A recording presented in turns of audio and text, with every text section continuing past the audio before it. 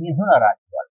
మిథున రాశి యొక్క నక్షత్రాలు మృగశిర నక్షత్రం 3 మరియు 4 పాదాలు, ఆరుద్ర నక్షత్రం యొక్క 1, 2, 3, 4 పాదములు మరియు పునర్వసు నక్షత్రం యొక్క 1, 2, 3 పాదాల వాళ్ళని తీసుకుంటే ఈ వారం మీకు సానుకూలమైనటువంటి గ్రహస్థితి గోచరిస్తూ ఉన్నది. మిథున రాశి వాళ్లకు వృత్తి వ్యాపారంలో మంచి అభివృద్ధి అనేది గోచరిస్తూ ఉన్నది. మరియు ఉద్యోగస్తులకు కూడా చాలా కలిసి వచ్చే కాలంగా చెప్పవచ్చు. సంతానపరమైనటువంటి విషయాలలో శుభవార్తలు అనేవి ఈ వారం మీకు గోచరిస్తూ ఉన్నాయి. శుభ కార్యక్రమాలలో పాల్గొంటారు. మానసికంగా ఆనందంగా ఉల్లాసంగా ఉంటారు. ధనము కూడా మీకు సమయానికి అందే అవకాశాలు కనిపిస్తూ ఉన్నాయి.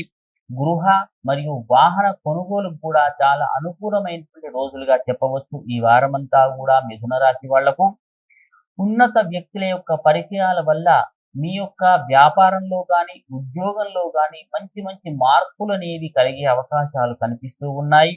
మరియు ఆ యొక్క మార్పు వల్ల జీవన గమనంలో కూడా కొంత మంచి జరిగే అవకాశాలు అయితే కనిపిస్తూ ఉన్నాయి. భవిష్యత్తులో మంచి మంచి నిర్ణయాలకు ఇది దోహదపడే అవకాశం కనిపిస్తూ ఉన్నది.